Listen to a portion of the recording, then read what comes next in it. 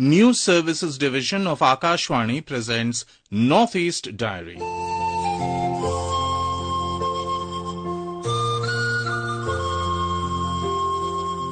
Good evening and a warm welcome to another episode of Northeast Diary, your window into the vibrant cultures, inspiring stories and unfolding events across the 8 jewels of India's Northeast. I'm Vinita Thakur, and in today's episode, we embark on a journey into the rich cultural heritage of Arunachal Pradesh's indigenous Idu tribe. We'll also bring you a report from Tripura on the success of the PM Kusum Yojana, which is working towards the welfare of farmers. Additionally, we'll explore how Nagaland is steadily transforming its education landscape under the National Education Policy NEP 2020. But first, let's listen to a special segment, Shtasha Interacts, wherein our reporter Shtasha takes you into the lives of students, professionals and locals from the Northeast living in Delhi, from navigating the city's fast pace to overcoming cultural challenges and finding a second home. Their stories reflect resilience, personal growth and hope. Stay tuned for fresh perspectives, real experiences and powerful conversations from the heart of the metro. Namaste, this is Tasha Joshi for Northeast Diary. Today I'm at Deer Park, Hoskas, and I'm joined with a very kind person. His name is Malim and he belongs to Manipur. Hi Malim. Hello everyone, my name is Wahengbam Malamnganda Singh and I'm from Manipur. I recently graduated and I've been living in Delhi for around 3.5 years. All right. Just to let the listeners know, so I entered the park and I was looking forward to meeting, people belonging to the northeastern states and talking to them. And he was the first person and he has his friends with him who were getting late, but this man stayed here and he's been talking to me ever since. So Malam, you say that, 3.5 years here in Delhi. Do you miss Manipur? Sometimes I do, mostly regarding, my family. That's all. Okay. I have friends, a lot of friends from here. Mm-hmm. So I still have company here in Delhi. Yeah. So what I do miss the most is my family Okay. and my relatives. When was the last time you saw them? I think 7-8 months back. So Delhi, talking about the capital, what have you most liked about this place? Like, it could be the food, the monuments. I like a lot of things about Delhi. Mhm. First that comes to my mind is the amount of freedom I have here. I think there's a lot of freedom regarding, your... The things that we're able to do. Yeah, the things that I'm able to do here. Right. Which would be really problematic back in Manipur. Okay. Yeah. Could I have a few examples? Traveling late, maybe? Yeah, traveling late, Uh-huh. going out with your friends, Uh-huh. because there's a lot of stigma there and a lot of stereotypes there that, Mhm. especially for, girls also, I would like to Yeah.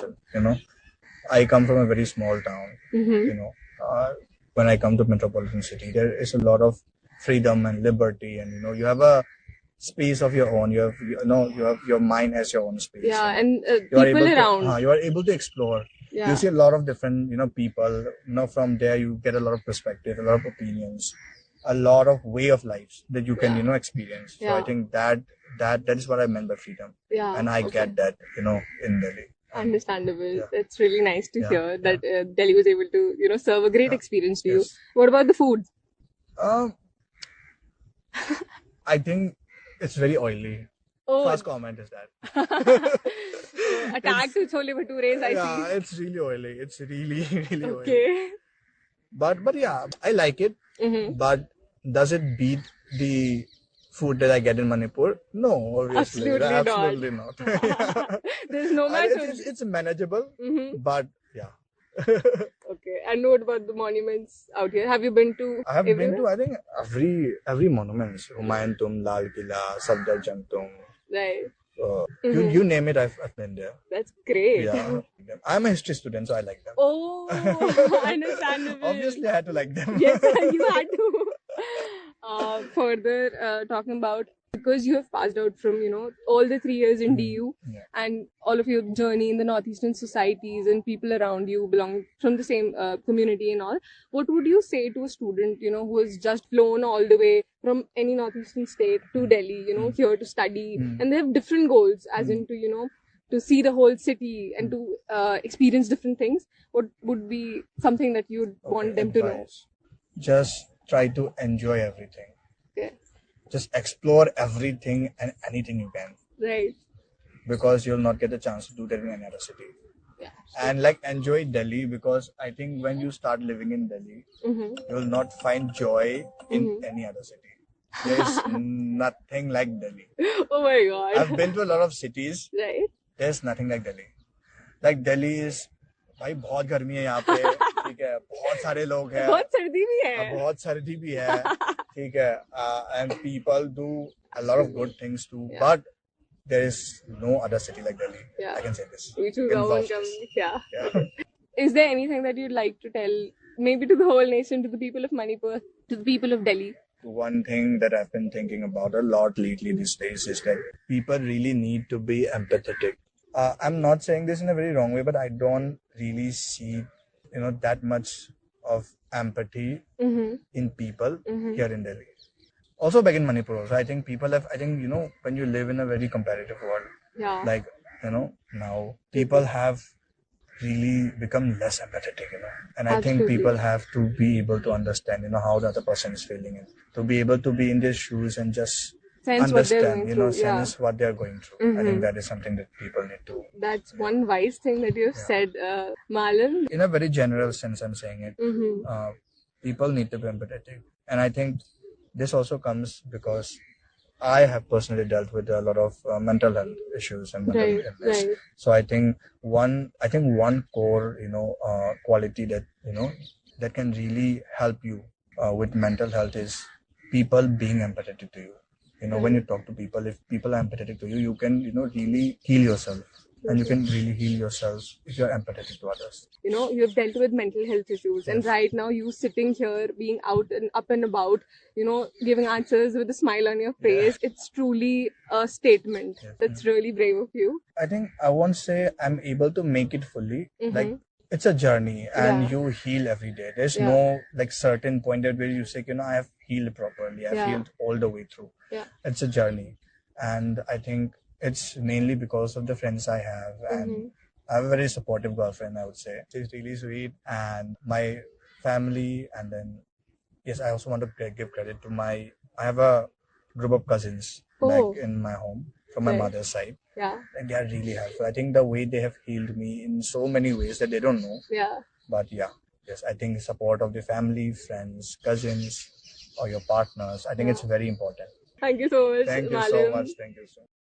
Dear listeners, it was a quiet and humid evening that I went to the park in hopes of having a decent conversation with someone. And there I was, sitting amidst the cawing of the crows and the chirping of the birds, having this wonderful conversation with Malam. It was so good to hear about his takes on Delhi's culture, food and monuments, how much he adored his cousins, and how he could not take off his smile while talking about his girlfriend. And honestly, what got me thinking was his emphasis on being empathetic as people, how the survival of the fittest mentality that most of us have is letting us down as humans because we are becoming less kind and generous and empathetic in general.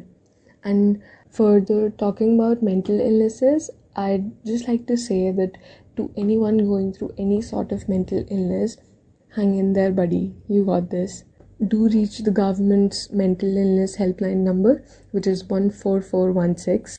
At the end, I just wanted to put forth that I really enjoyed having this conversation with Malam, and I hope that you enjoyed listening to it as well. Thank you so much. Signing off, Tasha Joshi. There are so many parts that I have hidden and denied and lost.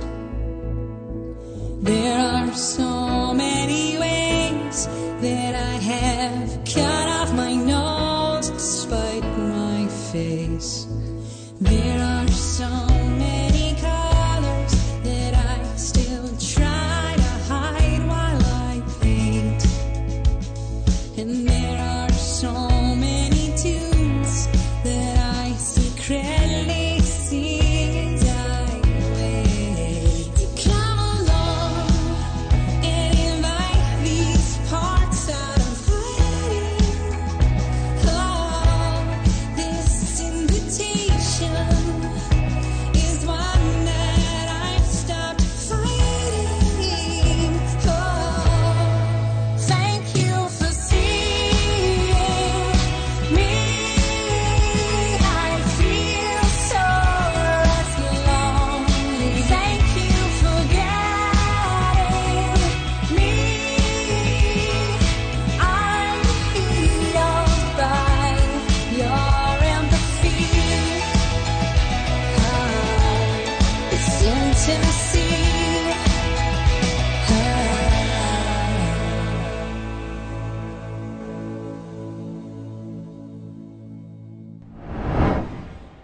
As the National Education Policy 2020 marks its 5th anniversary, states across India are reflecting on its impact. In Nagaland, the policy has set in motion a series of reforms aimed at creating a more inclusive and modern education system.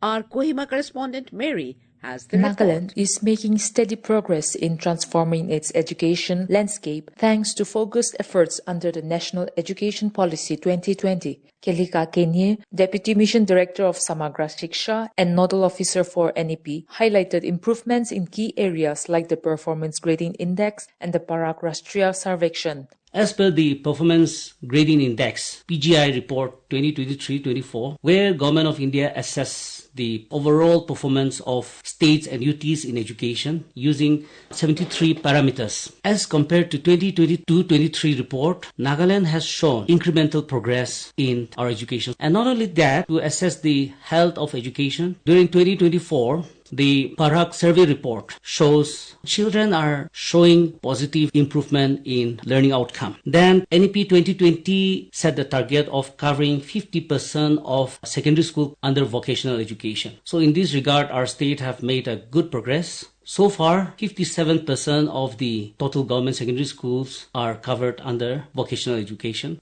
Mr. Kenye acknowledged that while progress is evident, challenges like bridging the digital divide and upgrading school infrastructure remain top priorities. Looking ahead, he emphasized that full implementation of NEP 2020 will empower the youth, boost human capital, and open up better employment opportunities. Implementation of the new education policy 2020 in true spirit by all stakeholders can truly lead to empowering our upcoming generation, improve productivity in our human capital, thereby leading to increase in job creation and employability of our youth. It can be a game changer. It can bring about sustainability in our economy. Today we are talking about attaining Vikshit Bharat by 2047. So if all the stakeholders work together, we can truly empower our upcoming generation through transformation of education.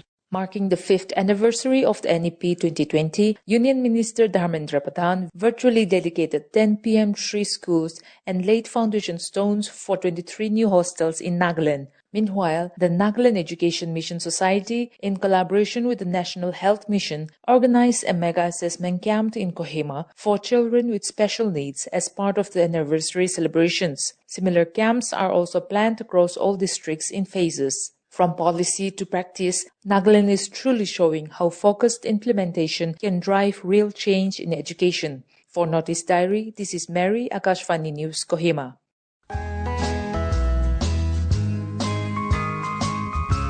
Northeast Diary program, broadcast every Thursday at 5:30 p.m., brings very interesting and enchanting stories from the 8 Indian states of Northeast India.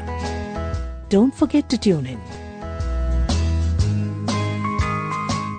Among several centrally sponsored schemes, the Pradhan Mantri Kisan Urja Suraksha Evam Utthan Mahabhiyan, popularly known as PM Kusum Yojana, is creating transformative changes in rural and tribal communities. In the northeastern states of Tripura, the scheme is being credited for significantly uplifting the lives of farmers. Our Agartala correspondent Kunal Shinde brings us a success story. The Pradhan Mantri Kisan Urja Suraksha Evam Utthan Mahabhiyan, PM Kusum, is a transformative initiative launched in 2019 to ensure guaranteed irrigation for farmers across India. Tripura, like many other states, is witnessing its positive impact. In remote areas with limited access to grid electricity, infertile lands and poor crop yields have long challenged farmers. PM Kusum is addressing this by providing solar-powered irrigation, enabling cultivation across 3 cycles annually and significantly boosting farmers' incomes. Previously reliant on seasonal rain, many farmers can now farm year-round. Implemented in Tripura by the Tripura Renewable Energy Development Agency (TREDA) under the Ministry of Power and the state government, the scheme offers solar irrigation pumps with up to 90% subsidy. TREDA Director General Debabrata Shukladas stated that over 5,000 farmers in the state have already benefited. As per the subsidy ratio, the central government covers 50% of the cost and the state government contributes 30%. In case of Tripura, it has been enhanced to 40%, and farmers pay just 10% of the cost. The state government also funds borewell digging up to 70 meters. The widespread reach of the scheme can be gauged as out of 19,000 applications, 10,000 have been sanctioned. Most are from aspirational tribal blocks like Ganganagar, Silachari and Kalyanpur.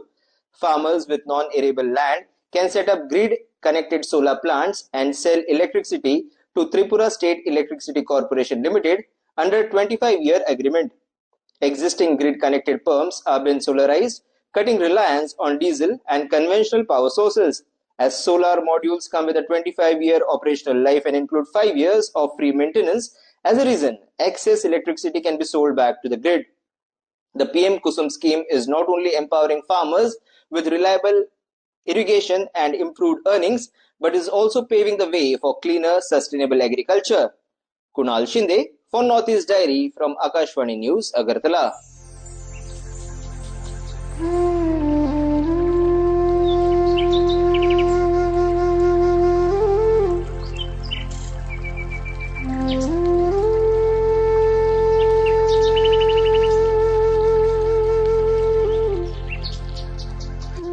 Today we are taking a fascinating journey to the heart of Dibang Valley, where the Idu Mishmis call home. These remarkable people have built a lifestyle deeply intertwined with nature, embodying sustainability in their beliefs and practices aiming at preserving biodiversity. Interestingly, the Idu Mishmi language is one of the least spoken languages globally as recorded by UNESCO. Join our correspondent Jonomo Rando as he takes you through the distinctive attire, hairstyles and the rich cultural heritage of the Idu Mishmis.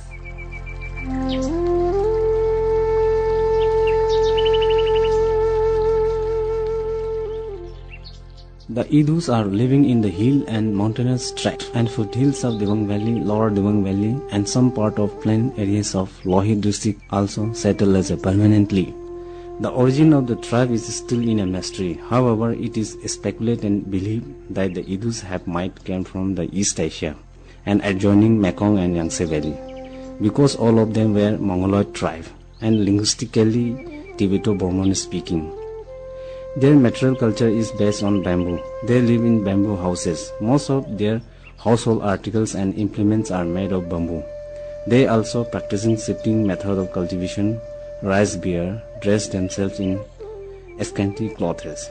But in olden days, during the time of our forefathers, were separated that the Idus have been migrated from the border easternmost provinces of at present China. The Idus have been dispersed due to various features: the population explosion and consequent movement of tribes, intertribal feuds, natural calamities and quest for better land, change in subsistence occupations from food gathering to agriculture. Consequently, on this dispersal, the main group to which Idu belonged was scattered to different directions. The Idus of Arunachal Pradesh is one of the major tribes having some distinctive cultural characteristics of their own. Their society is governed by a council of elders, popularly called Abela, which is of different status. The Abela is responsible for keep maintain of peace and harmony among the members of the Idu society, and also empowered to settle disputes of any sort with the help of their customary laws. The verdict given by the Abela is usually be honored by both the parties. In this, an attempt has been made to record these unwritten verbal customary laws of the Idus with a view to give an idea about the administrative norms and procedures of smooth management of the society.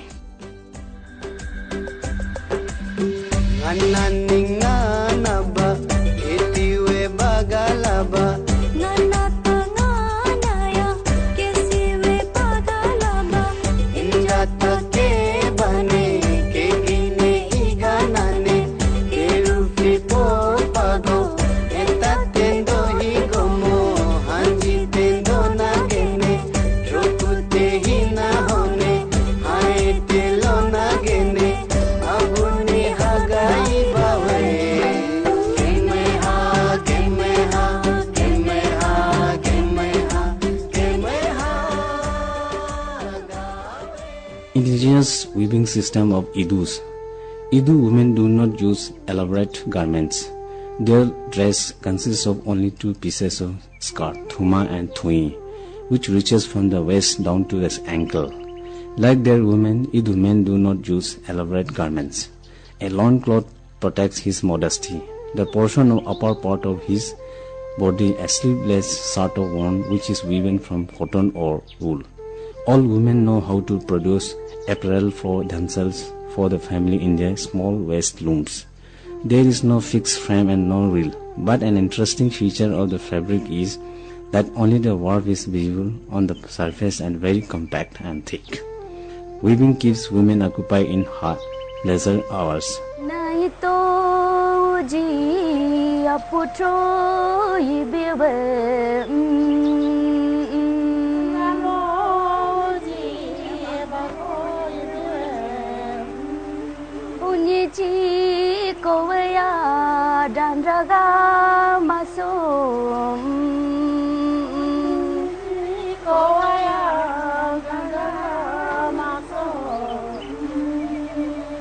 Fibers are extracted from malu, a nettle plant, and nabe, a small shrub.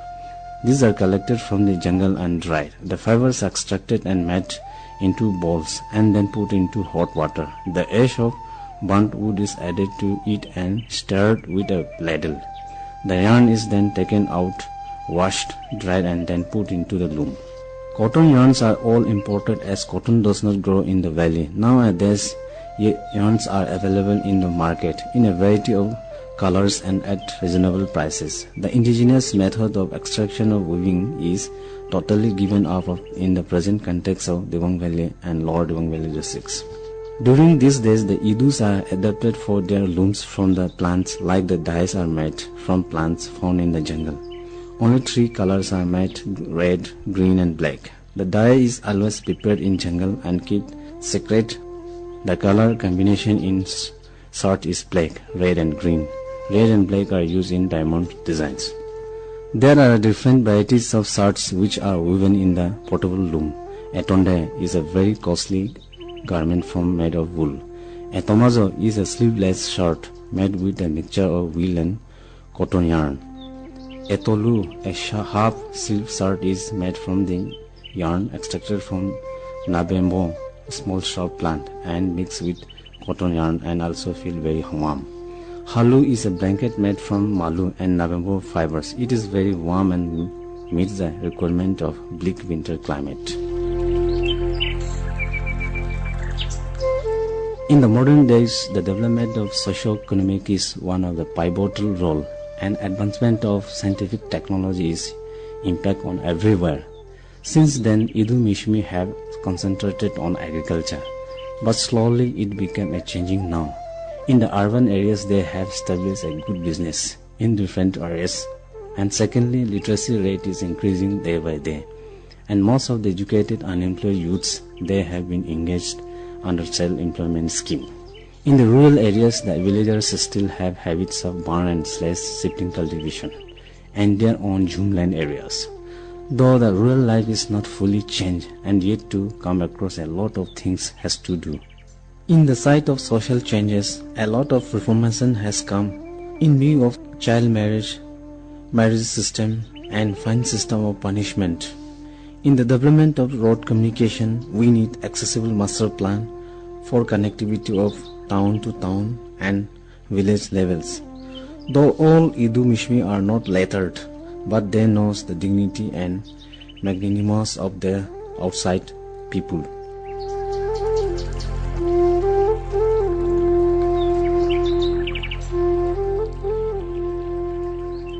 Now enjoy the heartfelt melody of Badal, a soulful track that celebrates the beauty and grandeur of Meghalaya. Brought to you by the talented composer and emerging vocalist Nitin. So here we go.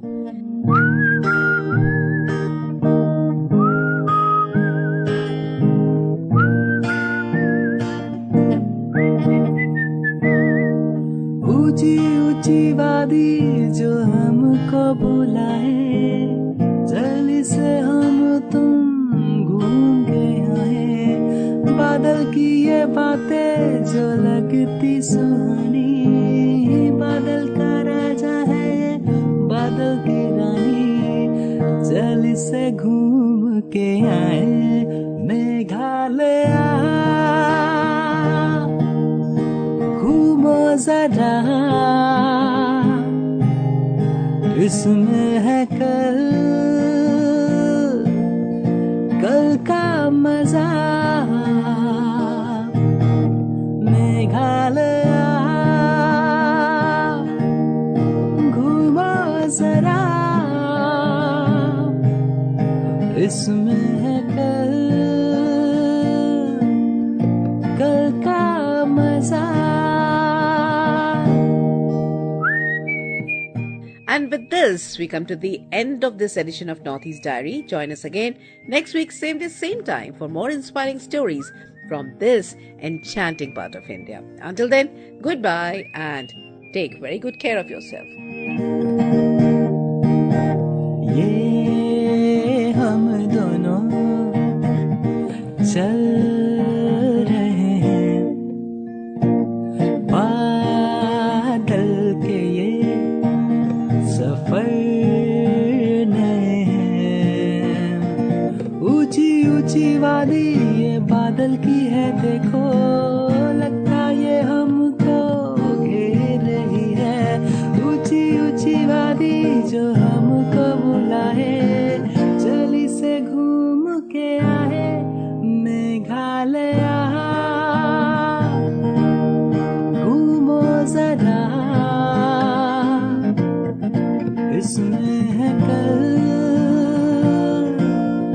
कल का मजा मेघालय घूमो जरा इसमें है कल का मजा.